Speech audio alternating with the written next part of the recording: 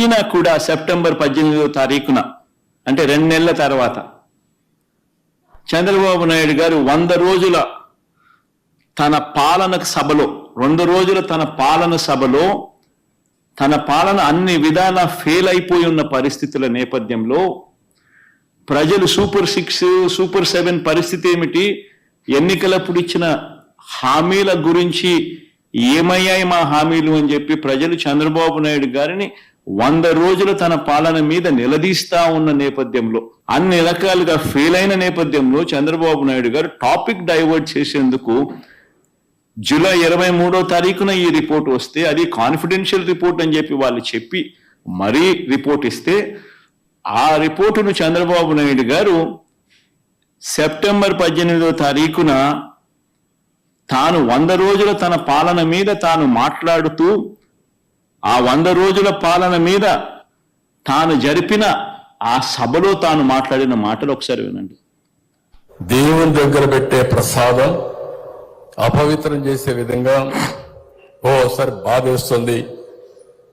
నాసి రకమైన ఇంగ్రీడియంట్సే కాకుండా ఎనిమల్ ఫ్యాట్ కూడా వాడారని,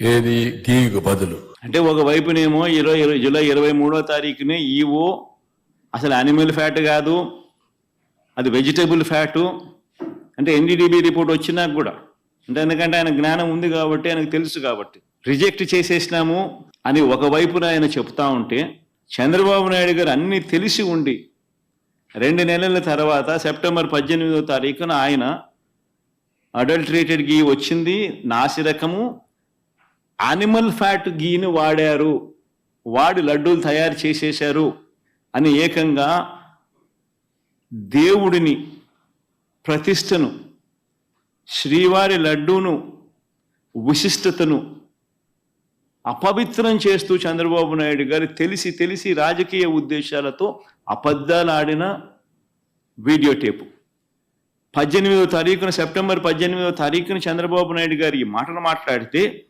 మళ్ళీ సెప్టెంబర్ 20వ తారీఖున టీటీడీ ఈఓ గారు అంటే ఐఏఎస్ ఆఫీసర్ గారు చంద్రబాబు నాయుడు గారు స్వయంగా నియమించుకున్న టీటీడీ ఈఓ గారు మరొక్కసారి ఇంగ్లీష్లో కూడా చెప్పాడు, నేషనల్ మీడియాకు కూడా చెప్పాడు, చంద్రబాబు నాయుడు గారు చెప్తా ఉన్న మాటలు అబద్ధము అని చెప్పి మరొక్కసారి రుజువు అయ్యేట్టుగా ఏకంగా టీటీడీ ఈఓ మరొక్కసారి మళ్ళీ చెప్పాడు.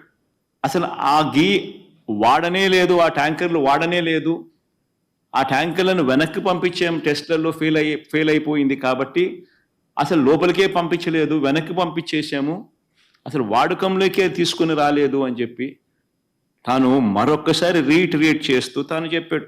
చెప్పినా కూడా మళ్ళీ సెప్టెంబర్ 22వ తారీఖున చంద్రబాబు నాయుడు నేను అబద్ధాలే చెబుతా, రాజకీయ ఉద్దేశాలే నాకు ముఖ్యం, నేను స్వామివారినైనా తిరుపతి అయినా నాకు భయము లేదు, భక్తి లేదు అని చెప్పి నిరూపించుకుంటూ మళ్ళీ 22వ తారీఖున సెప్టెంబర్ 22వ తారీఖున ఇదే పెద్ద మనిషి చంద్రబాబు నాయుడు గారు తాను చెప్తా ఉన్న అబద్ధాన్ని మళ్ళీ వక్కారించి మళ్ళీ ఆయన అన్న మాటలు ఒకసారి వినండి. ఇక్కడికి వచ్చినప్పుడు 4 ట్యాంకర్స్, అప్పటికే 4 ట్యాంకర్స్ వచ్చేసాయి, దాన్ని వాడారు. అంటే ఒక అబద్ధానికి నిజంగా రెక్కలు కట్టి గోబల్స్ ప్రచారంలో భాగంగా రాజకీయ దురుద్దేశంతో మన గుడిని మనమే తగ్గించుకుంటూ, మన లడ్డూ ప్రసాదాన్ని విశిష్టతను మనమే తగ్గించుకుంటూ, మనమే అపవిత్రత అని తెలిసి కూడా అపవిత్రం చేస్తూ కోట్ల మంది భక్తుల మనోభావాలతో ఆడుకుంటూ ఈ పెద్ద మనిషి గోబల్స్ ప్రచారంలో భాగంగా వెనక్కి తగ్గకుండా, దేవుడంటే భయము లేకుండా, దేవుడంటే భక్తి లేకుండా ఏ రకంగా తన అడుగులు ముందుకు వేశాడు అన్నదానికి మరో నిదర్శనం ఇది. ఇదే విషయం మీద చంద్రబాబు నాయుడు గారు తెలిసి రాజకీయ దురుద్దేశాలతో అబద్ధాలాడి తిరుమల వెంకటేశ్వర స్వామి ఆలయ ప్రతిష్టను, లడ్డు విశిష్టతను ఏ రకంగా తాను దిగజారుస్తూ అబద్ధాలతో అపవిత్రం చేస్తూ తాను ఏ రకంగా అయితే అడుగులు ముందుకు వేశాడో వాటికి సంబంధించిన అంశాల మీద కోర్టు కూడా మొటిక్కాయలు వేయాలి, ప్రధానమంత్రి కూడా చంద్రబాబు నాయుడు గారికి మొటిక్కాయలు వేయాలి అని మేము ప్రధానమంత్రి గారికి లేఖ రాశాం. కోర్టును సైతం ఆశ్రయించాం, సుప్రీంకోర్టు సైతం ఈ కేసు తాము వినేటప్పుడు వాళ్ళు జడ్జిలుగా వాళ్ళు చేసిన బెంచ్ మీద వాళ్ళు చేసిన అబ్జర్వేషన్స్ ఎంత చంద్రబాబు నాయుడు గారిని తప్పులు పడుతూ వాళ్ళు చేసిన అబ్జర్వేషన్స్ ఎలా ఉన్నాయో ఒక్కసారి వినండి. అసలు నెయ్యి వాడనే లేదని టీటీడీ ఈఓ స్వయంగా చెప్పారు కదా. అలాంటప్పుడు లడ్డూ ప్రసాదంలో జంతు కొవ్వు ఉందని ముఖ్యమంత్రి ఎలా చెబుతారు? ఆధారాలు లేకపోయినా రాజ్యాంగ పదవిలో ఉన్న సీఎం మీడియా ముందు అలా ఎలా మాట్లాడతారు? ఒకవైపు విచారణ జరుగుతూ ఉండగా ఆ వాక్యాలతో సిట్ దర్యాప్తు ప్రభావితం కాదా? తమ నివేదిక తప్పు కూడా కావచ్చు అని స్వయంగా ఎన్డీడీబీ రిపోర్ట్లోనే రాశారు కదా. ఎన్డీడీబీ నివేదికపై సెకండ్ ఒపీనియన్ ఎందుకు తీసుకోలేదు? అదొకటే కాదు కదా, దేశంలో ఎన్నో ల్యాబ్లు ఉన్నాయి కదా. ముఖ్యమంత్రి ప్రకటనకు పూర్తి విరుద్ధంగా ఈఓ ప్రకటన ఉంది. కల్తీ నెయ్యి విషయంలో టీటీడీ వైఖరి చాలా స్పష్టంగా ఉంది. సీఎం చేసిన ప్రకటనలకు ఎలాంటి ఆధారాలు లేవు. దర్యాప్తుకు ఆదేశించినప్పుడు పదాల గారడి ఎంత మాత్రం అవసరం లేదు. ఎన్డీడీబీ నివేదిక జూలైలో వస్తే దానిపై ముఖ్యమంత్రి సెప్టెంబర్లో ఎందుకు మాట్లాడినట్టు? జూలైలో నివేదిక వస్తే అప్పుడే ఎందుకు మాట్లాడలేదు?